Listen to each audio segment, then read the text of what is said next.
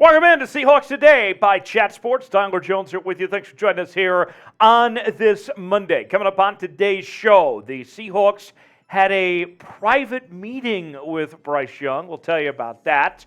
Also, could we see Shelby Harris make a return to Seattle? We'll dive into both those topics and more coming up in just a few moments from right now. Before we get to that, though, folks, this week here on the channel, I want to do a little sub-battle with, of course, the division rival channel, the 49ers report, but also the Cowboys report as well. Some of our favorites to hate on in the NFC, right?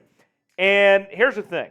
We've kind of already started things, and we're playing from behind. 49ers and Cowboys off to a better start than us. So we got some catching up to do. So if you want to subscribe to the channel and also in the process try to take down the 49ers report and the Cowboys report, let's go ahead and do that. Subscribe today for the latest happenings in your favorite team. When news breaks, we break it down. Daily news and rumors segments, live shows on Wednesdays. We are the channel for you. Subscribe now for free. Turn on notifications so you never miss a moment. And let's take it to the 49ers and Cowboys reports here at Chat Sports. We begin today discussing Bryce Young as a new report is out that the Seahawks held a private meeting with the Alabama Crimson Tide quarterback. Now, interesting, right, that this occurred. What exactly went down? A private meeting? Who all was there? I have so many questions. I'm sure you do as well. So let's hear from Mike Fisher of the SI All Seahawks of what he had to say about this. The Seahawks sent a contingent led by head coach Pete Carroll, general manager John Schenider, offensive coordinator Shane Waldron, and quarterbacks coach Greg Olson to meet privately with Young. Now, I'll say this. I don't think the chances of Bryce Young ending up in Seattle are very high, just based on the optics of the Seahawks holding the number 5 pick. Bryce Young likely to be the first quarterback taken in this draft to the Carolina Panthers. If he slips past that, then he'll go to the Houston Texans. The only way that the Seahawks would find themselves, I think, bringing in Bryce Young were if they were to trade to the number 1 overall pick and go about it that way, which I would be surprised if they do. Bryce Young, I like a whole lot. I think he's got a bright future in this league. I am one that have said, hey, I'm open to the possibility if Bryce Young or C.J. Stroud is around, taking one of those guys at 5. We've heard Pete Carroll and John Schenider say they like the idea of some of these quarterbacks potentially if they're around there. But this one, they're doing their due diligence. Can't blame them on that. But I don't see this one likely happening. Now, let's ask you this much. Should Seattle trade up for Bryce Young? Considering that it's unlikely that he's around at 5, should the Seahawks make a move to move up to the top of the draft to get Bryce Young? What say you? This is our pinned comment today. You might get an ad break, if so, take advantage of it. Type Y for yes, type N for no. Do you think the Seahawks should trade for Bryce Young? Tell me in the comment section below. Now, what's interesting as we've been following along this whole draft process, the reports and everything that we've been told is that John Schenider and Pete Carroll seem to like this year's quarterback class. That they've done some flirting of sorts, if you want to call it that. Wink, wink, right? Based on the way things have gone and what we've heard. You go back to the Combine and, Anthony Richardson and Pete Carroll, it's like their eyes just met, and they were in love, of some sorts. When we heard reports about that meeting and now this, and, they ended up, going to C.J. Stroud's pro day and all this as well. So they like these quarterbacks. Whole different tune compared to last year when we heard Pete Carroll say that he thought Drew Lock was better than any of the quarterbacks in last year's class and didn't really take any interest at all with those guys. So maybe we're reading in too much into this. I don't know, but it does sound interesting, right? Here's more from Mike Fisher on the situation. Carroll has expressed a high comfort level with each of the top QB prospects, while at the same time expressing faith in incumbent QB Geno Smith, who just signed a team-friendly extension that allows the Seahawks some flexibility in terms of their commitment at quarterback. So, looking at the quarterback class for 2023, 4 names to watch. That would be Bryce Young, from Alabama, C.J. Stroud from Ohio State, Will Levis from Kentucky, and Anthony Richardson from Florida. I think personally, Young and Stroud are on a whole different level, comparably speaking, to Levis and Anthony Richardson. But we've seen recently that Anthony Richardson's stock is starting to climb, that it's been going up quite a bit, and possibly maybe even top 5 for Anthony Richardson. That's who Mel Kiper has the Seahawks selecting right now in his latest mock draft. The numbers comparing these quarterbacks, you can see C.J. Stroud had the best completion percentage,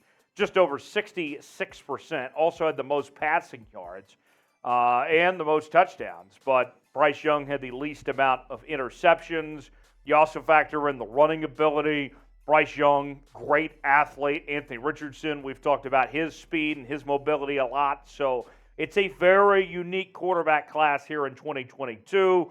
I don't think the Seahawks are drafting a quarterback with their number 5 pick. I don't think they'll get one of these guys when it's all said and done, but we'll see. They certainly have some interest, it would seem, and we've heard John Schenider say before, quarterbacks do not grow on trees. So with that, who is the best quarterback in this year's class? Is it Bryce Young? Is it Anthony Richardson? Is it C.J. Stroud? Is it Will Levis? Who do you think is the best quarterback in this year's class? Let me know in the comments section. BY for Bryce Young, AR for Anthony Richardson, CJ for CJ Stroud, or WL for Will Levis.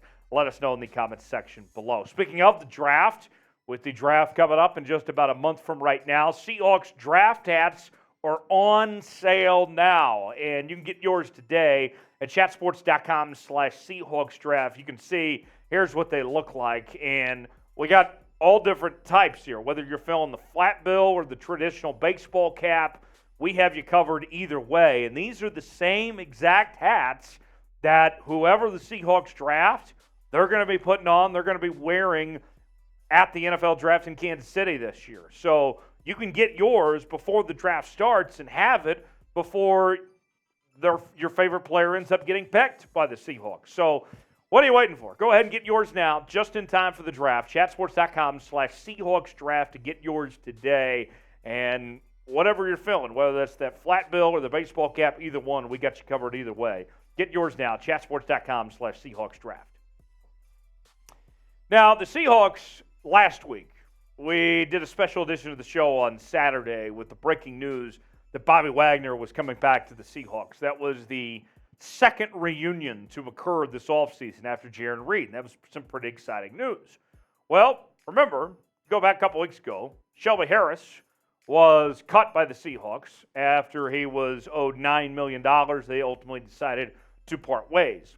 And now, according to a new report, the door isn't closed on the idea of Shelby Harris coming back to the Seattle Seahawks. And that's even with what they've done on that defensive side of the ball, in particular up front with Jarran Reed, Dre'Mont Jones, and those guys, that there still might be a seat at the table for Shelby Harris. Check this out. This is from Rory Parks of Pro Football Rumors writing. The Hawks still have a need at nose tackle, and while Harris would not fill that role, there is not much defensive line depth behind Jones and Reed. As such, a new contract could be in the cards if player and team can find some financial common ground. Now, it is odd when you cut a guy and then bring him back, but it does happen every once in a while, so there is precedent for it, even though they didn't restructure a deal on Shelby Harris.